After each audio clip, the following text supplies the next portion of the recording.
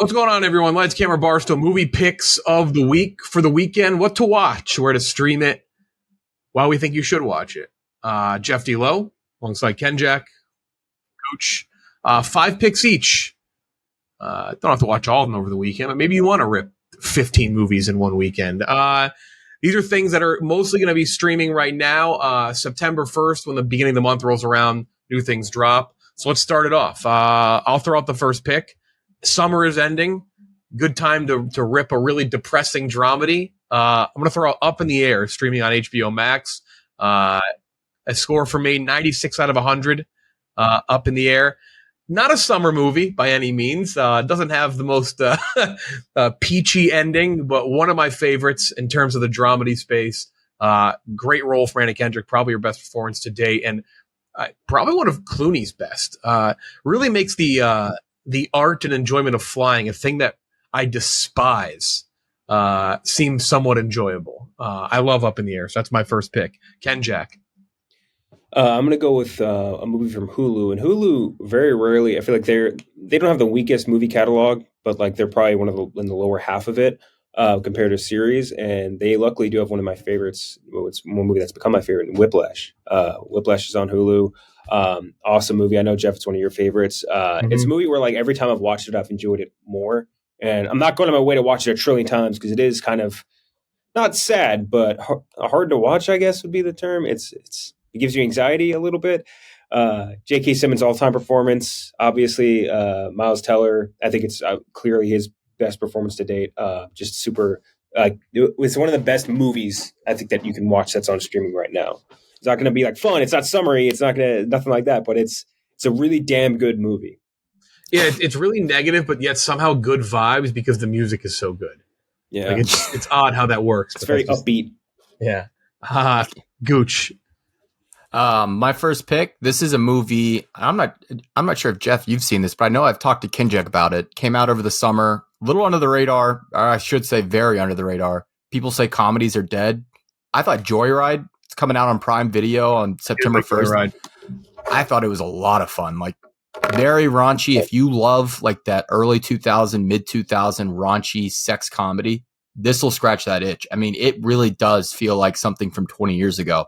They go straight over the line. They don't even look at the line. They're constantly pushing the boundaries. I was shocked when I saw that. Like I knew it was going to be crazy, but did not expect it to be like that insane. Definitely recommend checking out Joyride. Mm-hmm. No, very funny movie. Mm-hmm. Yep. It's bona fide fact. You get full frontal pussy in that movie. Yeah. It is kind of nuts. We had like back-to-back weeks with female-led comedies with straight up crotch shots. Like from Oscar-nominated actresses. Yes. It's unapologetically like kind of inappropriate and crude and it's you're right. It's like those types of comedies that people say we don't get anymore, which we don't, and when we do, they're sometimes not great. That's a good pick. My second pick, gonna throw it back many years prior. Boys in the Hood. That'll be on Netflix starting in September. Just still to this day, I mean, got a ton of nominations in award season when that movie came out. Just rich with a great script, fantastic at the time, young cast, awesome dialogue. Really a great example of substance and style without sacrificing anything. Like a movie that can say a lot, like socially, politically, climate-wise, but not sacrificing like a solid, great story and movie and characters and doing so. It doesn't get in the way of it whatsoever. Boys in the Hood, a timeless classic, 95 out of 100 for me. That'll be streaming on Netflix. That's my second pick. Much better than Boys to Men, which is one of my my new teammates' favorite artists or groups, rap groups. For my pick, I'm going to do Hot Fuzz on Prime.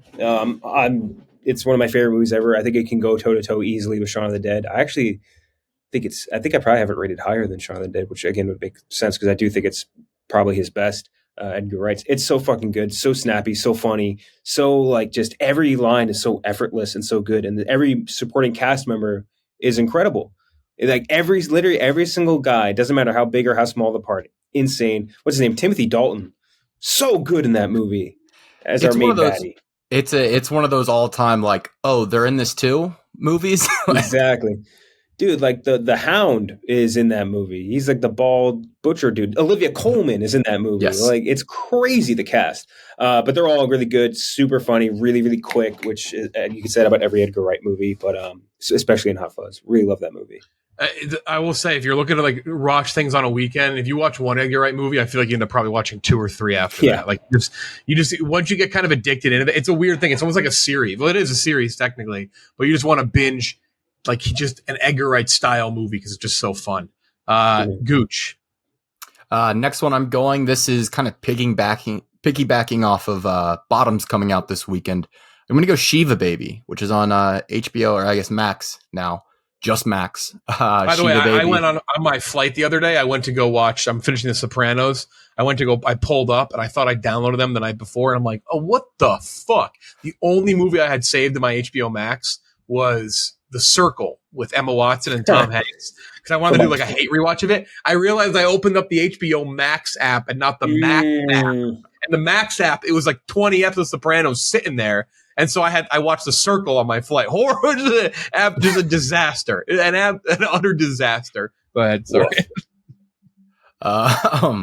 The Shiva Baby though, it is not a throwback comedy. It's definitely like leans more towards like the awkward situational humor, the dry humor that like I think really took off in the 2010s, which isn't my favorite style, but I do think they nail it here. Rachel Sennett, fantastic. Also, you have Molly Gordon in there from The Bear, played Claire Bear. Definitely recommend. Yeah, it's a great movie. Swinging it back around, Prime Video for me, 95 out of 100. I've seen Oppenheimer a ton, seen it 4 times. So I went with 2 movies next up that are very similar in the Oppenheimer sense. And this one heavily influenced Oppenheimer, according to Christopher Nolan, and that is Oscar Best Picture, Best Actor, Amadeus, streaming on Prime Video. Way. That was on my list. Oh, there we go. All right, throw it up to Amadeus. Yeah, it is. I hadn't rewatched it prior to Oppenheimer, and the more Christopher Nolan talked about Oppenheimer and Amadeus' influence, because it's a very similar story of rivalry and all that, I was like, you got to do it. It's quintessential biopic. It's such the funniest thing about the biopic genre is that there are really like so many amazing examples of how to do it, and yet it's one of the most consistent genres, probably the most consistent genre that comes out every year, and yet people continue to fuck them up left and right and make boring, bland movies. Amadeus is the exact opposite of that. It explodes off the screen. F. Murray Abrahams amazing in the role, obviously won an Oscar. One of the best biopics ever made, 95 to 100. That's on Prime. But if you've seen Oppenheimer, you haven't seen maybe Amadeus for some reason, and maybe regardless of the scenario, if you haven't seen it in a while, maybe Amadeus very much worth a rewatch. Holds up beyond belief. One of the best movies made in that space ever. So that's my pick. I'll jump off what Jeff was saying. Yeah, if the Robert Downey Jr. parts of Oppenheimer were your favorite parts, you will love Amadeus. It's that stretched out to 3 hours. Doesn't feel like 3 hours. It flies by. Just one of my favorite movies all time. It's incredible. The dude farts. That's one of Trobone's favorite movies of all time. I believe, right? Isn't that what he said? I remember early on he told us that he's like, yeah, Amadeus is like my number 1 or something like that. It's wild. It doesn't get more shine too, like in the modern like audience, because what are you getting? It nominated for like 8 Oscars. Like it is one of the all time like nominated. And I don't know if it's because the subject matter is so, right. It's so old. Like maybe it doesn't resonate. Even when I was young growing up, they showed it in my music class in elementary school, skipping the scenes that you can't watch in elementary school. And I remember being like, this is so lame. It's like old timey people, but it's not at all. It's fucking amazing. I'm going to go with Rush Hour on Netflix. Rush Hour, a movie I could watch no matter what mood I'm in. I just fucking love Rush Hour, dude. Movie solved racism. That's how good it was. It's so fucking funny. I mean, both those guys just like hitting the exact perfect zone of what they're great at. Like Jackie Chan, martial arts comedy. He's the guy. He's the best. No one will ever be better. And then Chris Tucker just coming in and just like hitting every line perfectly, adding into like a sort of like a more, I guess, like Western sensibility comic value or hit onto the Jackie Chan Eastern style comedy. And both of them just mesh perfectly. I could watch that movie, all 3 of them, honestly, like a trillion times over and over. Yeah, I mean, Gooch. Amadeus was your third? Yeah, you're back up. Okay. No, it's a great pick. That Rush Hour is one of those ones too, where when you see it on streaming, it's almost like an auto pick because you're like, well, Yeah. I'm just going to enjoy that. No need to look any further. Fourth pick, another one that kind of rolls in that Oppenheimer thing that Christopher Nolan noted in a YouTube video when he was in France looking at movies with Cillian Murphy. He said, I hope Oppenheimer is more historically accurate than JFK. But JFK was brought up as well. And JFK is not perfect by any means. It has some issues for sure, but Oliver Stone's JFK, 85 out of 100, streaming on Max. I think it could be Costner's best role. It's a really great role from Kevin Costner. Also got a Best Picture nomination, but it is one of those movies where you do think about things and you talk about it and you look things up. It is not a movie that you just watch, it's over, you move on. It stays with you no matter how disputed and how accurate or inaccurate it may be. That is like, again, a movie where if you're looking to not just have a movie, you have an experience where you're going to continue to talk about it and think about it and chat about people you watch with. I try to watch JFK every once in a while when I'm kind of in my zone of like watching political thrillers or biopics. JFK is up there, despite maybe some disputing of what is accurate and what is and liberties taken. But that's streaming on Max. Ken Jack. Great pick. Very dense movie, but that's one where like once you get into it, Oh, yeah. like you can catch up with like the time changes and shit like that. Like it gets rolling.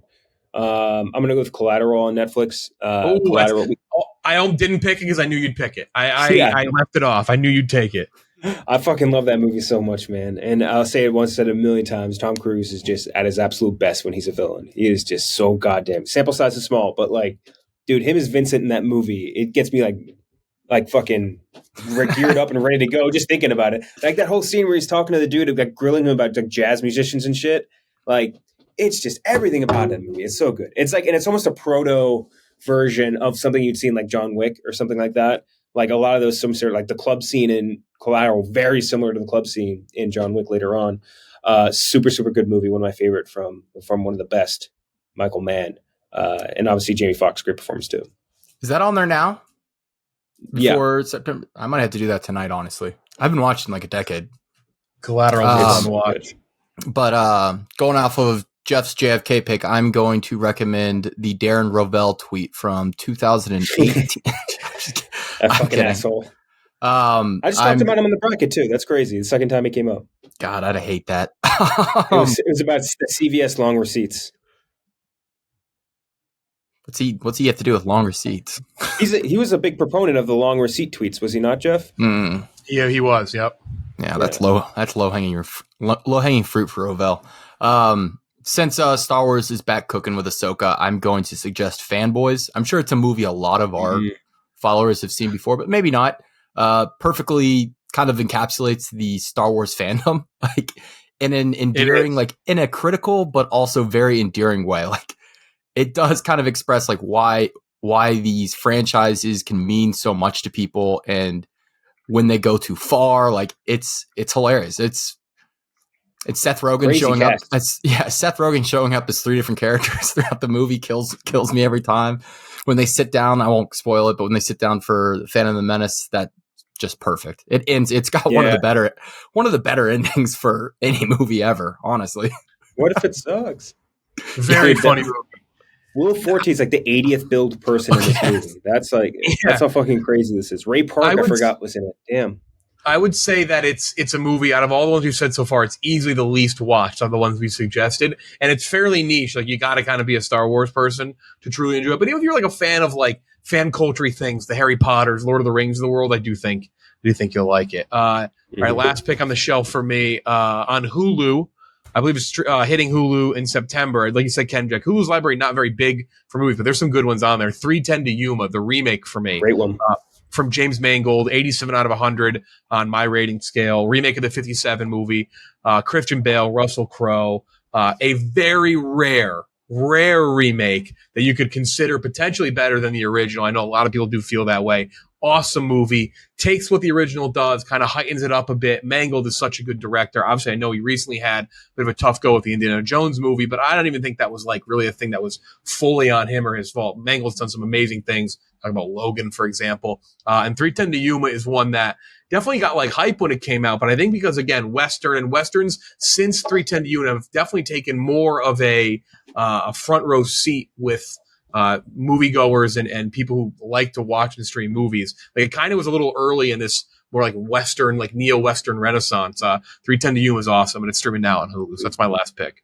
All-time great Ben Foster role. He's so goddamn good in that. Like, destructively great villain in that movie. He needs to be more stuff. Yeah. Ben Foster, just Hell or High Water is another one you bring up there in terms of neo-Western and Ben Foster. What is it? He did some in the movie Medieval recently that was so bad. Oh my god, what a waste of time, dude, from a talented guy. I'm gonna go with my last one on Max, Eastern Promises. Eastern Promises is one of my favorite kind of like dark crime thriller movies. Viggo Mortensen, one of my favorite roles of his. Old Frenchie, I forget what that guy's name is off the top of my head. He's a good actor. Who's the French guy from Ocean's 12 that does the dance to that cool song through the lasers? You know what I'm talking about? Mm-hmm. Wow, fuck, what's his name? Vincent something. I forget, Reagan? No, that's all right. Different actor. But yeah, anyway, Eastern Promises, awesome movie. Cronenberg, I believe, directed it. Russian crime shit, always cool. Big Cassell, fight in the back. Right. He's in fucking, Cassell. Vincent Cassell, yeah. He does that cool-ass dance right at the end of it. And I was watching American Dad the other night. I found there's a very good bit about Ocean's. Was it 12 where they did Julia Roberts? Was Julia Roberts? Yeah. Yep. Yeah. Like... It wasn't even a nod. It was a major fucking plot point. It's so stupid. But yeah, Eastern Promise is a really good movie. If you haven't watched that, I think you'd really enjoy it if you like anything about crime movies. David Cronenberg, wild director. Insane. Yeah. Jesus. Understatement of the century. To another crazy director, I guess you could say. I saw Old Boy. I talked about that a couple weeks ago in theaters. Mm-hmm. Which one? Oh, the 2002, 2003 one. The Korean one or the Spike Lee one is what I'm looking for. Not the Spike Lee one. Not the one with Josh Brolin. Yeah. Don't accidentally fuck that one up and watch it. Yeah. But I'm not recommending Old Boy. I'm recommending his movie from last year, Decision to Leave, Park Chan-wook. Criminally did not get nominated for anything. I think it's one of the best shot movies I've seen like the last 5 years. Fucking gorgeous. Great mystery. Pulls it all together. Ties the needle at the end, or puts the thread through the needle hole, however the fuck you say it, at the very end. Not a ton of people saw it, but it's on Mubi. It's coming to Mubi, or it's on Mubi now, which is a service I will recommend. Great service. If you're looking to get into like more like niche, like very art house like movies, more indie stuff, older stuff on there. Criterion's the same way. Yeah, Mubi's a great service and still relatively not too expensive yet. So yeah, Decision to Leave. All right, 15 movie suggestions for your weekend. I'll read mine off quick. Up in the Air on Max, Boys in the Hood on Netflix, Amadeus on Prime, JFK on Max, and 310 to Yuma on Hulu. Ken Jack. Mine were, sorry, let me pull my sheet back up. Whiplash on Hulu, Hot Fuzz on Prime, Rush Hour on Netflix, Collateral on Netflix, and Eastern Promises on Max. And then I had Joyride on Prime Video, Shiva Baby on HBO or Max. Sorry, God, that's going to take forever to get used to. Do not open the HBO Max app; you'll be gravely disappointed. Yes, Shiva Baby on Max. Amadeus, I had that as well. Prime Video, Fanboys on Prime Video as well, and then Decision to Leave on Mubi. Apps change names and logos all the time. I still don't get why they couldn't have just done that. It is an odd. It's a very strange thing that they did. Anyway, there are 15 movies. So it's just so stupid. There are 15 movies for you to, and God forbid we say the word HBO as if it's not, synonymous with just great things. So that's it. 15 movies for you to stream. Make sure if you're on YouTube, hit the like and subscribe button. That would help us out big time for making more movies, more movie content. Definitely not making movies. We are idiots and could never do that. For making more movie content, though, make sure to like, subscribe to the channel. For more, we'll be doing these once a week. For Ken, Jack, and Gooch, I'm Jeff DeLitt. We'll talk to you next time.